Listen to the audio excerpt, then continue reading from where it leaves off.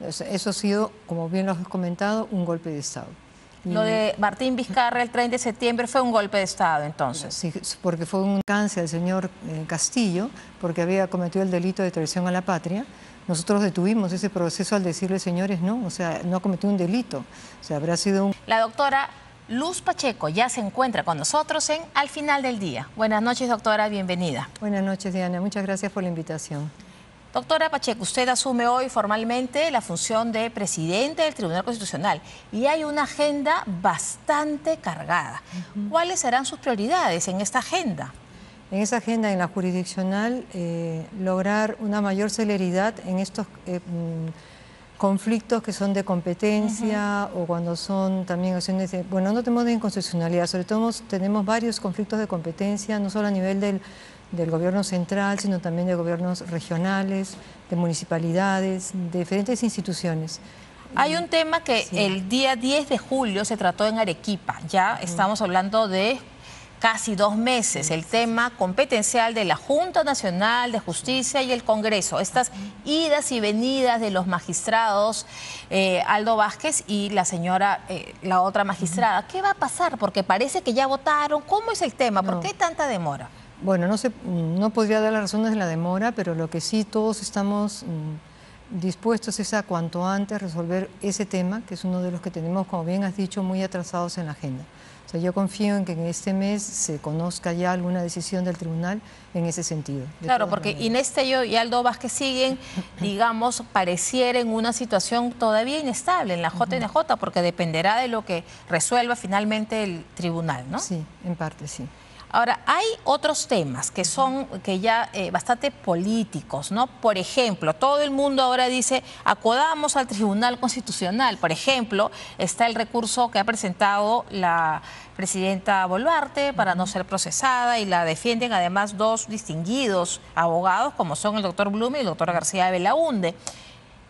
¿Cómo mantener distancia desde el tribunal con estos temas que finalmente tienen un impacto en la opinión pública, ya sea positivo o negativo, ¿no? Yo creo que lo fundamental es centrarnos en lo jurídico, ¿no? Aunque somos conscientes que va a haber implicancias políticas, pero no podemos decidir por razones políticas. Podrá caer bien o caer mal, pero lo importante es delimitar quién tiene derecho y quién no, porque tenemos que realmente custodiar lo que dice la Constitución. Efectivamente hay razones, hay tendencias políticas cuando se decide sobre un fallo, es decir, cómo lo recibe la opinión pública. Han habido fallos bastante importantes, por ejemplo, uno de ellos, y quisiera su comentario porque ha marcado en los últimos años la agenda, que ha sido que el Tribunal Constitucional señaló que ya no hay interpretaciones fácticas, digamos, de las temas de la confianza, exactamente. Y eso quiere decir que se le pone un candado a los golpes de Estado, porque eso tiene nombre y apellido, Martín Vizcarra, ¿eso es así? Efectivamente, o sea, lo que hemos dicho claramente es que no existe en la Constitución. Eso ha sido, como bien lo has comentado, un golpe de Estado. Lo de Martín Vizcarra el 30 de septiembre fue un golpe de Estado, entonces. Sí, porque fue un quiebre de orden constitucional, o sea, no existe la denegación fáctica de la confianza, tiene que ser expresa, ¿no? Y eso creo que ya ha quedado absolutamente delimitado con ese fallo nuestro. Sin embargo, los anteriores miembros del TCE prefirieron no pronunciarse sobre el tema de fondo, que quizás la historia hubiera sido distinta, ¿o no? No sé cómo se pronunciarían, pero efectivamente... No fueron al tema de fondo. Sí, sí. Yo considero que fue lamentable para el país, pero a Dios gracias que ya se ha podido corregir esa situación. Otro tema controversial que ha tenido el Tribunal Constitucional y usted, tanto usted como su predecesor, el doctor Francisco Morales, han dicho que ejecutaron una sentencia del tribunal, que es el indulto a Alberto Fujimori. También ha sido muy controvertida la decisión por los a favor y en contra que trajo consigo, ¿no? Efectivamente. Comentaba esta mañana que para mí 2 de las sentencias que me resultaron más difíciles de tomar una decisión ha sido la del señor Fujimori y la de la rehabilitación de los terroristas. Porque en el caso del señor Fujimori no tenía ninguna duda jurídica, porque para mí era claro que si hay una cosa juzgada se tiene que ejecutar. y porque ya también las razones que consideraba que lo que ha dicho la Corte Interamericana en ese caso no era vinculante porque era una resolución. La Convención además establece que los jueces no pueden interpretar los derechos que están en la Convención de manera restrictiva, se trataba de un indulto que había sido concedido, en fin. En cambio, en el caso de los terroristas rehabilitados, la duda realmente es un derecho de ellos poderse insertar en la sociedad y darles derecho también a intervenir en una universidad pública, acceder a esos estudios, y sea, será justo o no será justo, pero al final me di cuenta que eso era lo que les correspondía, aunque yo no simpatice con ningún terrorista, por decir así. Entonces yo no soy ni pro terrorista ni pro Fujimori, yo soy pro derecho.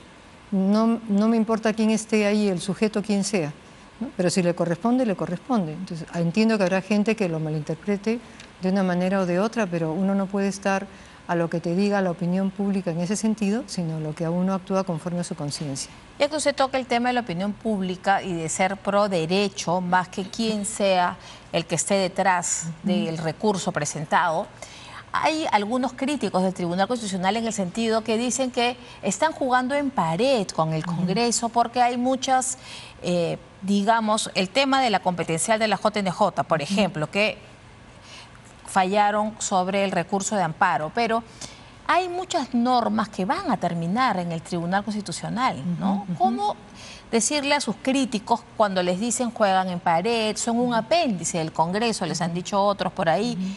¿Ustedes cómo responderían? A ver, también me parece importante que tengan en cuenta que cuando se quiso dar el golpe de,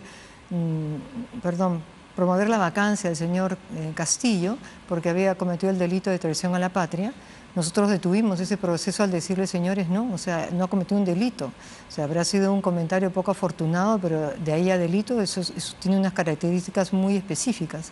Entonces le dijimos que no al Congreso.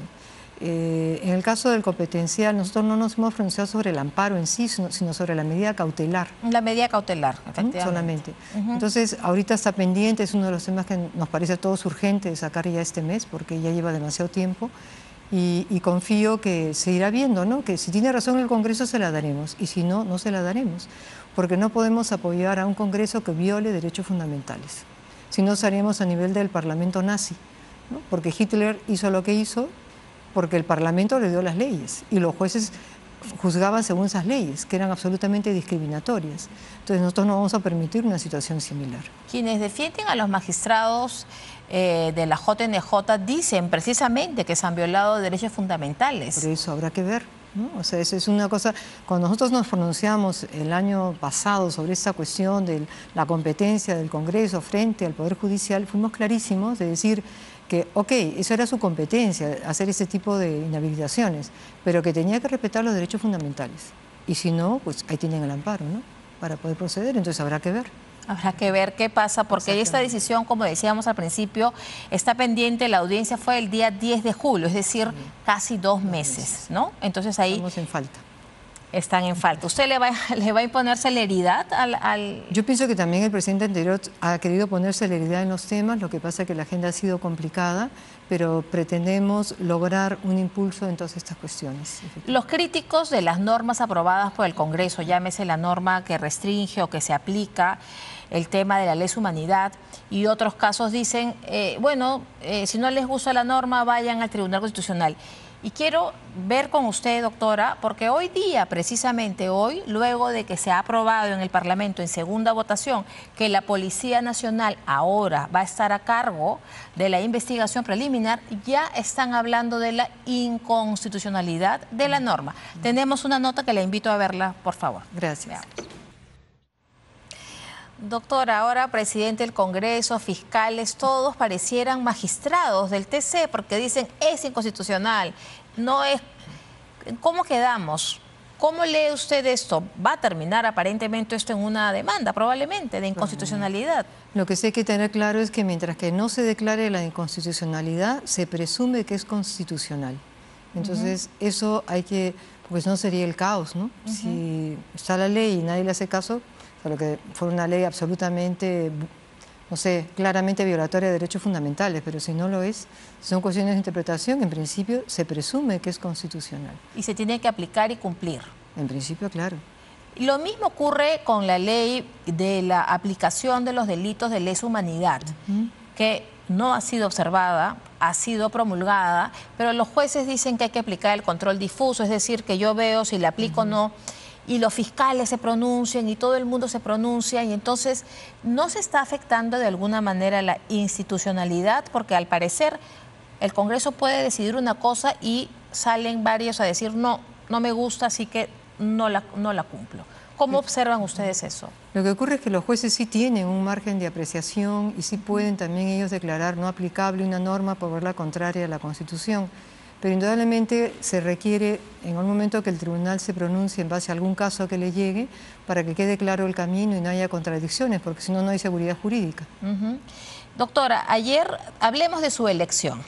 Ayer estuvo con nosotros aquí sentado donde está usted ahora el doctor Gustavo Gutiérrez Tixe, que es también miembro del Tribunal Constitucional, y él dijo que votó en blanco, porque dijo que él no se iba a prestar a unos acuerdos y al parecer todo apuntaría, y él lo dijo o lo dejó entrever, que el tema Monteagudo, ¿no?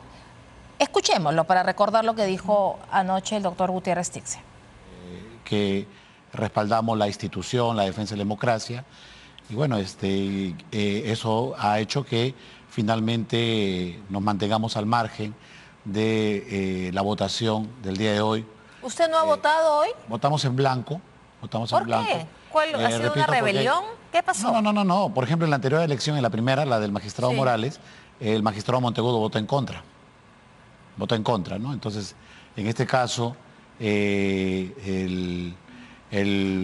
nosotros llegamos a una suerte de disidencia o falta de un voto, y bueno, no podíamos nosotros en todo caso, en mi caso, yo hablo por mí, en todo caso, pues, votar por una lista donde, por ejemplo, tengamos que decidir con un voto disidente como el del magistrado Monteagudo, ¿no?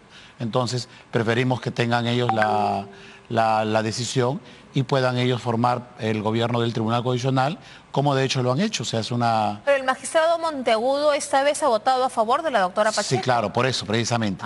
O sea, en mi caso no podría votar por un grupo que finalmente tenga que sumar este voto, ¿no? O sea, creo que hay algunos límites de mi parte, ¿no? Entonces, usted le voy a hacer la pregunta porque usted lo dice entre líneas, pero yo le voy a preguntar para que quede claro. ¿Usted no quiere hacer equipo, por decirlo de algún modo, con el magistrado Monteagudo? No, yo creo que finalmente el Pleno decide, y lo que el Pleno decide es lo que se tiene que respetar. Lo que creo que yo, de una cuestión de principio, es... Bueno, doctora, ¿qué tiene que decir? Ahí el doctor Gutiérrez dice que él prácticamente, como Monteagudo, votaba por usted, él no podía sumarse. ¿Qué pasó realmente? A ver, yo creo que, no, de hecho, el doctor Gutiérrez no recuerda con claridad lo que pasó cuando nos eligieron el año pasado como al doctor Morales y a mí. El doctor Monteagudo en esa oportunidad tuvo la caballerosidad, la hidalguía de decirnos a ambos, al doctor Morales y a mí, que él no iba a votar por nosotros, que iba a votar en blanco, ¿no? Que no había nada personal, pero... Bueno, entonces, él... no es cierto que Monteagudo votó en contra de Morales Arabia, votó en blanco entonces. Y por mí también, no votó a favor mío, pero tampoco en contra. O sea, ¿ayer Monteagudo no ha votado a favor suyo? No, cuando nos eligieron... presidente y vicepresidente. Exactamente. Okay. En esa elección él votó en blanco, tanto para el doctor Morales como para mí. ¿Por qué? Porque en ese momento no le daríamos la confianza como para dar su voto. El doctor Monteagudo es una persona muy coherente con sus principios. Yo a veces no estoy de acuerdo con lo que él piensa, pero al menos tengo que reconocer que yo he aprendido en el Opus Dei una cosa que decía su fundador, San José María, que hay que aprender a ir del brazo con personas que no piensan como nosotros.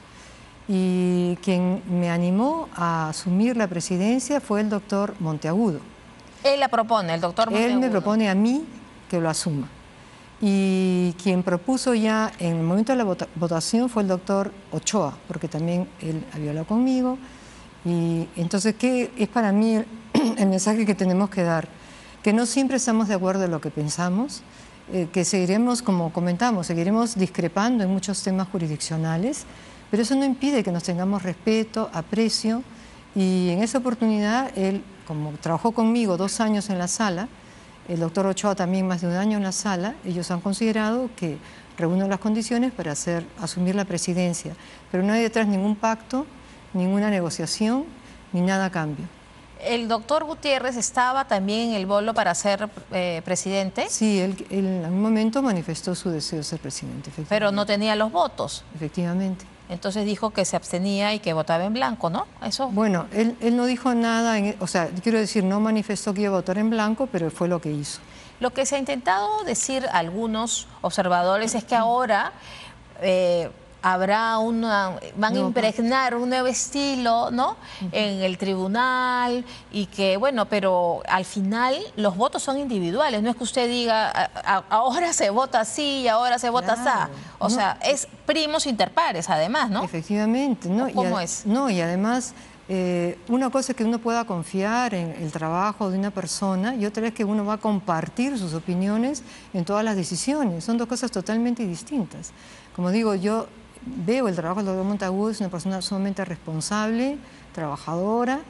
No estoy de acuerdo con algunos de sus planteamientos, como él no está de acuerdo con los míos, pero eso no nos impide trabajar con cordialidad y con esfuerzo y buscando el fin de la institución. Además, es que ha llamado la atención porque además el doctor Monteagudo en muchos fallos siempre ha tenido un voto singular. Efectivamente. Siempre. Entonces, todos votan en un sentido y el doctor Monteagudo en otro. Sí. Entonces, ayer, debo confesarle, doctora, que cuando yo vi que el doctor Monteagudo votaba por usted, fue una sorpresa, ¿no? Y creo que muchos analistas lo tomaron así, ¿no? Pero creo que más bien es la manifestación de la verdadera democracia, que es posible trabajar con personas que no piensan como nosotros en un ambiente, como digo, de respeto, de verdadera tolerancia y de buscando el bien común. Entonces sí hay, o sea, pero también en el tribunal dentro hay tendencias también, Claro, ¿no? lógico, De pensamiento, de posiciones, ¿no? Y se ven las sentencias, claramente, tú lo acabas de decir, ¿no? Entonces, eso seguirá existiendo. Los magistrados hablan por su voto. Claro, efectivamente, efectivamente, ahí está lo que cada uno piensa sobre el derecho y sobre las libertades que están en la Constitución. Entonces, no ha cambiado ni mi modo de pensar, ni el doctor Monteagudo, ni el doctor Ochoa, ni el doctor Domínguez. ¿Y el doctor Gutiérrez cómo queda? El doctor Gutiérrez, el doctor Morales, el doctor Hernández, bueno, yo creo que todos quedamos en el tribunal y confío en que este malentendido inicial o esa desconfianza, diría yo, inicial, se supere, ¿no? Ayer también hay que decir que así como hemos visto lo que dijo anoche respecto a su voto en blanco, el doctor Gutiérrez también dijo, y hay que ser justos con el doctor Gutiérrez, también dijo que ya capítulo cerrado y que seguían adelante, ¿no? Hoy día me imagino que todos habrán limado asperezas. ¿Cómo ha sido esa ceremonia? Sí, fue muy rápida, fue una ceremonia interna y sí, todos hemos asistido. Yo dirigí unas cuantas palabras comentando las metas que tengo para este periodo. Y no ha habido oportunidad de conversar. Ahí está en pantalla, está el doctor Gutiérrez, está usted. Sí, y hoy día el doctor Blume, bueno, el doctor Monteagudo no aplaude, o sea aplaude, no aplaude, ya no se ve bien, pero lo que hay que decir aquí es que el doctor Blume estuve temprano hoy día en Canal E, usted no sé si lo habrá tenido la oportunidad de ver, tuvo palabras elogiosas hacia usted.